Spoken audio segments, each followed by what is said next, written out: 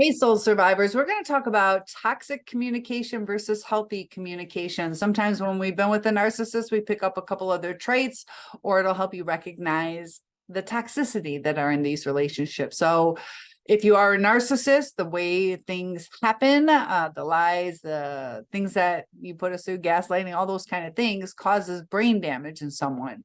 So sometimes some narcissists don't realize what they're doing. They don't understand that they're setting people off or demeaning people. And it's a subconscious thing that happens. And we should be taught the correct ways to say things. Sometimes they just come out. And are we adding to toxicity, or are we handling things the right way? So in a case of constructive criticism, a toxic way to say it is you're always messing things up. Can't you do anything right? Making the person feel like a failure, as opposed to encouraging them, such as in a healthy way. You can say, I noticed this mistake. Let's work on it together, fix it. I can even show you some ways to avoid it in the future. So one is demeaning, the other is supportive and helping the person. When it comes down to requests, a toxic person may say, you never do anything to help. I have to do everything myself. So they're talking in absolutes. There's probably some things that you've done. All they would need to do in a healthy way is say, I could really use some help with the dishes. It would mean a lot to me. Where you're allowing the other person to know what the problem is, instead of using this huge blanket statement so they don't know that the issue are the dishes. I need some help. I'm feeling overwhelmed. And expressing feelings in a toxic way, you make me so angry, you're impossible to deal with, instead of realizing what's going on within ourselves or themselves, where we should say something more along the lines of, I feel frustrated when plans change suddenly without notice. Can we talk about how we can avoid that in the future? So you're letting them know, kind of having an issue with this. How can we navigate this, as opposed to just making the person feel horrible, that they're the cause of your anger, that they feel less than, that they're impossible to deal with.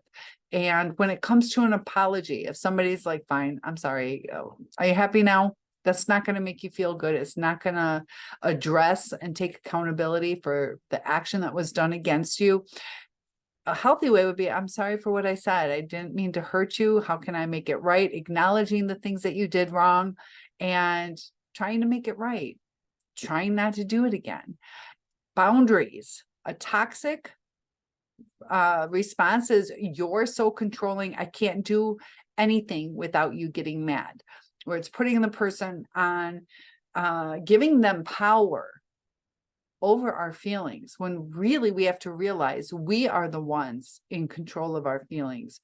We have to understand what our triggers are, what's causing our feelings. And when we can deal with our feelings instead of being reliant, it's a stronger person. It's a happier person. It's where the relationship flows a little bit better. Or if it's not meant to be, you start to see the red flags earlier.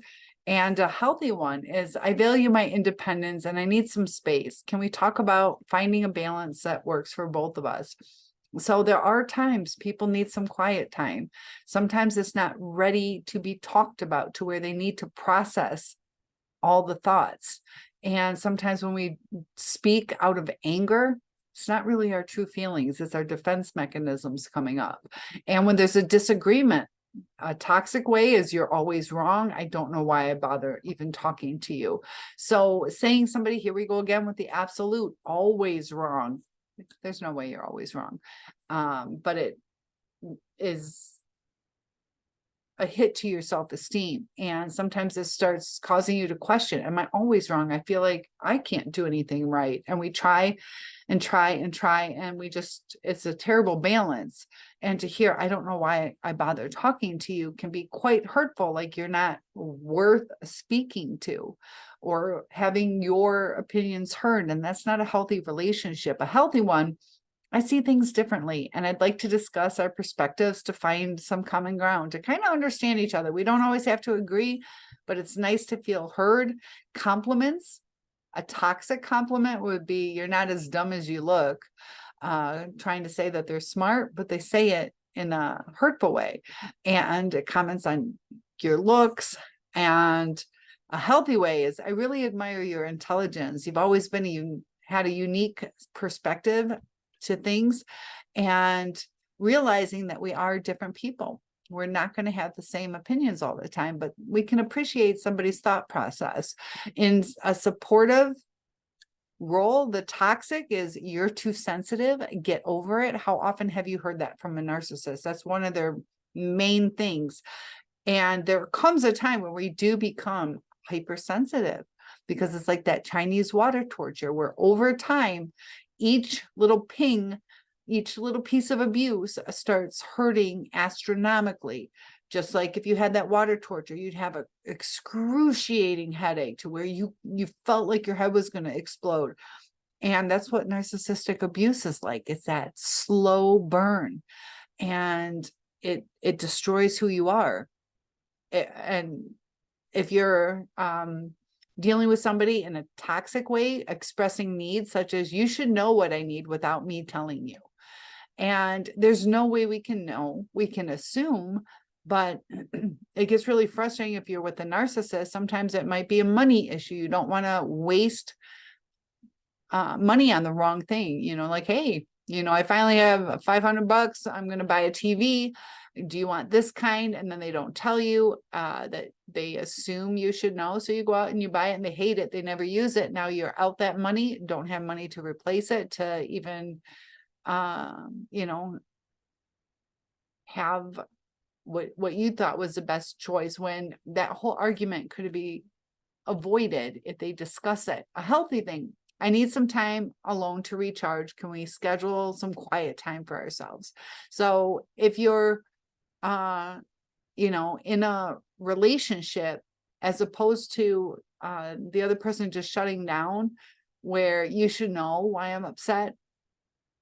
If the person's asking, a lot of times the person doesn't know, or they want to have clarification so they understand fully. But when you're not willing to communicate it, it doesn't give them an accurate amount of information to make a wrong right.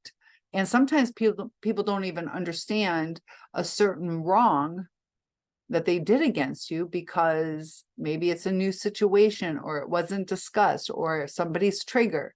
And maybe, trying to protect ourselves, we might not let somebody know what's bothering us. Now, if you're in a narcissistic relationship, though, your vulnerabilities in the beginning will be addressed most often, but over time, your vulnerabilities will be put against you.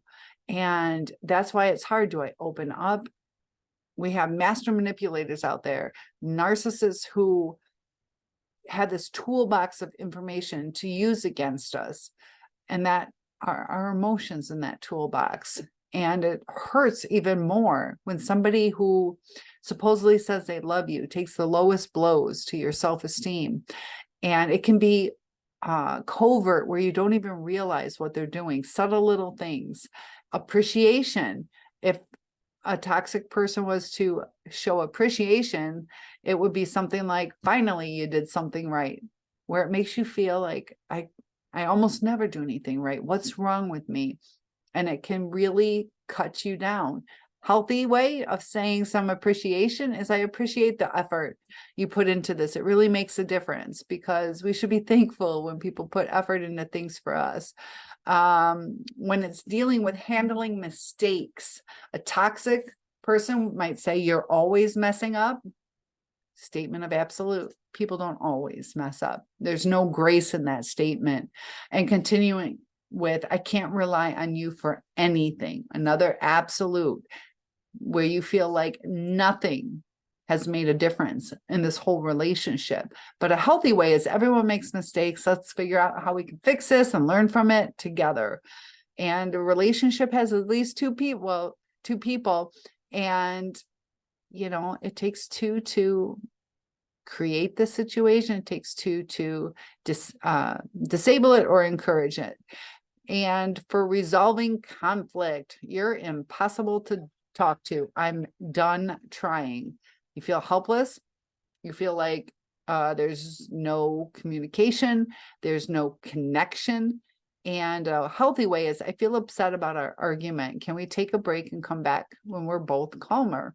Sometimes we do need to take a break when things get too heated to calm it down. And it'd be nice if in these narcissistic relationships, it was easy. But are you seeing any of the toxic statements, what you were dealing with on a daily basis? So some of us long to get back with our narcissist, but this causes brain damage, and it's just a toxic way of saying things, such as, you'll never succeed. Why even bother trying? A lot of narcissistic parents can do that to people.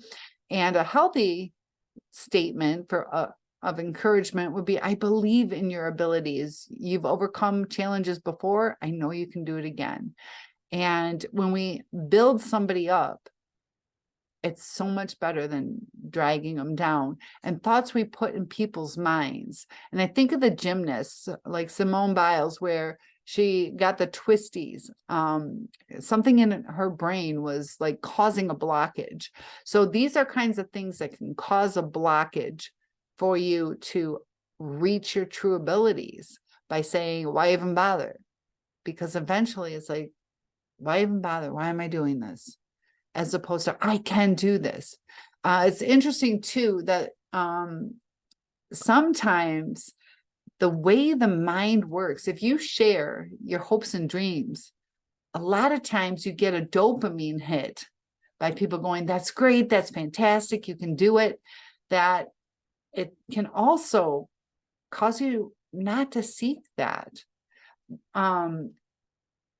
It's interesting how it shuts down a lot of hopes and dreams. It's really interesting how it works. You know, a lot of times if you say, I'm going to the gym, it's my New Year's resolution, going to the gym, going to lose 10 pounds. Now you start feeling obligated. So you start feeling controlled, and it's just a statement. This is what I'm doing. And sometimes it can affect how you feel, or you feel people are watching me, I can't let them down. And sometimes we just want to get away from that feeling. It's interesting. We're learning a lot about that in school. Also too, with like I was talking about, like the positive praise can sometimes cause somebody to just be content. Like, okay, I got my serotonin right now. And with the kids at school, you know, encouraging them. There's certain ways to do it that are effective, and others that either they don't care about or don't work. They actually work to the detriment, and it sounds like a compliment. If you guys want to learn more about that, I will put something together with that, because it gets a little deep. I want to get that written out, prepared for you guys before I present it. And time management. You're so lazy, you never get anything done. A healthy way is, I've noticed you're struggling to meet your deadlines, our deadlines. How can we better manage our time together? So it's just a different thing. You're conveying what the problem is, but the way it is conveyed. And sometimes when we go through a reactive abuse, we might start saying some of these things, which, you know, the narcissist has feelings too. So now we're hurting them, they're hurting us. And sometimes it's either you pick up their patterns. Sometimes people will pick up intonations or accents or word phrases, word sentence structures over time with being with someone. So be careful you don't pick up things like, you're a disappointment, I expected more from you. And a healthy way is, I'm feeling disappointed about the situation, where you're not targeting or attacking that person, and asking, can we discuss what happened and find a solution? So you're showing that, you know, there's some future talk, like, well, we're going to find a solution, and discussing it, communicating it, not arguing about it. Setting expectations. A toxic person was, you know, just telling you that you should know everything. They don't have to share their feelings. They don't have to tell you what they want for Christmas or their birthday. You should just know it. And when you are left to handle the situation without really knowing the inner feelings of somebody else, that it's almost guaranteed that you're going to be a target. You're most likely going to fail. You know, maybe you got them a sweatshirt and they wanted a sweater. Well, you didn't know. You thought they'd want to be warm, and they can make your life hell over trying to do something nice. So a healthy way, you can let the person know you appreciate them. If we could talk about the expectations, make sure we're on the same page. Sometimes these relationships have two different directions. Also, people's desires change over time. I know my father became extremely religious when I was 8 years old, and my mom was way off track with that. Not on par on his journey, and that caused some problems. But people change is my point. And acknowledging feelings. A toxic acknowledgement is your feelings don't matter. So they're, you know, you're expressing your feelings and they feel they're responding to them, but they're really not responding to the feelings. They're responding to what they feel. They might feel like they're doing something wrong. They don't like it. So they're going to cut you down, tell you your feelings don't matter, get over it. And a healthy way is, I can see you're upset. Let's talk about what's going on. How can I help you? How can I support you? And admitting fault. The narcissist hates to take accountability. This is one of the major toxic traits. So a toxic person can says, I guess I'm always wrong according to you. And that can make you feel like you're in a put to where it's like you're a leader in a sense, the higher up, but you're a crappy higher up, as opposed to just realizing, you know, what the true issue is. And, you know, you're not attacking the person. You're just letting them know, you know, that there could be a, you know, people make mistakes. Sharing achievements. Toxic way is finally you did something impressive. It's about time. Makes the person feel like they've been worthless and almost like you didn't believe in them. And it's about time that they're slacking, they're behind, they're not worthy. Healthy way, congratulations on your accomplishment. Let them know you're proud of them. So handling differences. The toxic person says, we're too different. This will never work. They're not offering a solution. They're just giving up. And that can make you feel kind of abandoned or set aside. A healthy way, we have some differences, but I value what each of us bring to the relationship. How can we find a compromise? But narcissists don't like to compromise, and that's where it gets difficult. A healthy person will take time to compromise. If it is possible, there's certain things you don't have to compromise and do that are outside your comfort level, but if you're able to compromise, that's good. Encouraging independence. You can't do anything without me. You're so dependent. And it's almost planting that seed, and also demeaning the person, like you're helpless. You need me. Healthy person, I appreciate your independence. It's important for both of us to have our own interests and space that allows the person to express them as an independent. When they're told that they can't do anything without them, that they feel like a failure when they are being independent. So they're going to start to shy away from that and start living a false life because they can't express who they are. And appreciation. Toxic would say, I did everything as usual. You contribute nothing. So they're not appreciating. They're using that absolute nothing. Healthy is, thank you for your help with the project. I appreciate the effort you put in. And when it's time for stress, that's when you see somebody's true character. A toxic person, if you're having some difficulties, they'll say you're always stressed. It's exhausting to be around you. So that makes the person feel that they're, you know, at fault for exhausting someone else. That person isn't able to help. They don't know how to calm you down or to handle the situation, so they're going to attack you. And a healthy one says, I can see you're stressed. Is there anything I can do to support you right now? So if you're with a narcissist, they can recognize certain emotions. They've been stressed. They know what stress is, but they don't have the compassion to allow themselves to put somebody else's needs ahead of theirs. And discussing finances, a toxic person, you're terrible with money. I can't trust you to handle our finances. There are times narcissists, sometimes we can't trust them. So, you can express that, we need to be able to trust each other, and, but telling them you're terrible with money, there's different ways to say it. So healthy, let's sit down and discuss our budget together. I want to make sure we're on the same page financially. So there are ways to handle it. Narcissists, though, when you try to talk to them that way in a healthy way, it still goes toxic. And that's where it's really frustrating. That's when we start walking on eggshells. Okay, how do I say it? Maybe I should say it this way. We start racking our brains. That's when our brains go into like haywire mode. When it's in haywire mode, we're having some damage done and not thinking clearly.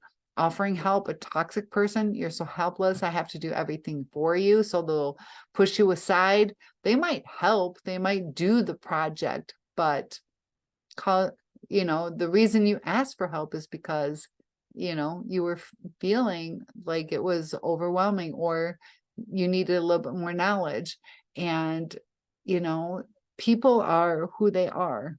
So, they have certain abilities. If I ask you to lift a, 40, 50, 60 pound box for me, calling me helpless, it's like, well, it's a limitation, but it kind of hurts when you call that. Healthy, I noticed you're struggling. How can I assist you? Can I offer some support? And planning for the future. Toxic, you have no ambition, you're going nowhere. That's not going to encourage anybody. It's going to do the opposite. And people can get into severe depressions when, they're told who they are, because sometimes they start believing it.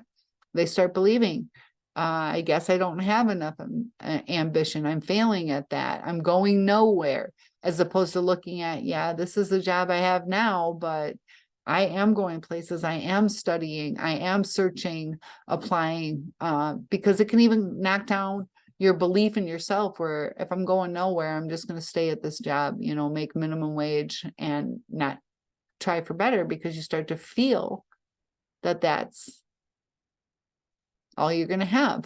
So healthy, I'm excited about our future together. Let's talk about our goals, how we can support each other, and respecting differences. Toxic, you're wrong, I'm right. End of discussion. Have you heard that from your narcissist? Healthy is, I see we have different opinions. Can we discuss them and find common ground? So as you see, the healthy sentences would be offering different options, thinking at things, finding common ground. But the narcissist, they don't want to take the time to do that. But that's the healthy relationship. You're not going to have a healthy relationship with a narcissist. So if you're hearing some of these where you're like, that's not going to work with my person, that's because your person's not healthy. It's not going to be a healthy relationship. Managing expectations. You never live up to my expectations. And a healthy way, I realize I had certain expectations. Let's talk about how we can align our expectations moving forward. And, in the beginning of a relationship, you should discuss, I don't want you sleeping around or with multiple people. That can be a set expectation. But if it's not discussed, that's why that sometimes we believe it's understood that the person wants monogamy. Not everybody does. And when you're in a quick relationship, when you start having sexual relations too early, that you haven't understood what your person wants. We get caught up in those hormones and the passion, and be careful that not everybody has the same belief system that you do. Did you take time to realize what their belief system is, or their self-esteem? Do they feel like this girl or this guy is not going to stick around for more than 2 weeks? They're going to get to know me. They're not going to like me, or I'm not pretty enough, or this or that. And if you start feeling those kind of things, so let's say I felt like I wasn't pretty enough, I'm going to start shying away. I'm going to start, maybe I might cancel plans because I don't feel pretty that day, or I don't have the right outfit, or I feel bloated. That it starts affecting the relationship and tearing it apart because of the low self-esteem. If you have a higher self-esteem, you know, this is what I look like, you know, it's the best I can do. I'm wearing a ponytail today, but I tried, you know, that our looks aren't who we are. And I get where people come from. Sometimes it is hard to get out there, but you know, we have to be strong to not let people's opinions affect us so much. There are times opinions can help guide us or encourage us, but a lot of times it can destroy us too, you know. Toxic, I love you because I have to. You can see that with toxic parents. You know, to be told I have to love you, you're my biological offspring, or I have to love you. We've been married for 6 years, so you're my husband or wife. So of course, that's what's expected of me. It doesn't make you feel special when it's being told that way. Healthy is I love you for who you are, and I appreciate the love and support you give me. And I see a lot of posts on Facebook where it's like, I love, you know, happy anniversary, baby. I love you for what you do for me. You don't hear too much about, you know, the person themselves. It's the acts of service, and acts of service are nice, but it's also good to appreciate the person for their personality. You know, acts of service can show love, but it'd be nice if people would acknowledge all the great things about people. We're each individuals. We're all special in our own way, but narcissists, let me reword that. Special, special. We all have qualities, is what I'm trying to say. We all have qualities. Can the narcissist change? If they put in the effort, if they put in the struggles, but remember that it's still going to be a false self. So even if they're kind, it's not what they're feeling. So you're still in love or still in a relationship with somebody who isn't being genuine. And during times of stress, that narcissist is going to surface again. So when things go bad, and with a narcissist, they go through that cycle, and then the discard. Sometimes the discard is permanent. Sometimes it's for a period of time. And it's a cycle that continues. And that's what causes the trauma bond, causes us to start ruminating, cognitive dissonance. Our brain starts going haywire. And it's almost like we can't function. Our digestive tracts are affected. Our brain waves are affected. Our thought process, our memories. So toxic relationship versus healthy relationship. After hearing the different choices, which would you rather have? One-on-ones are available. Topic requests are welcome. Have a good night.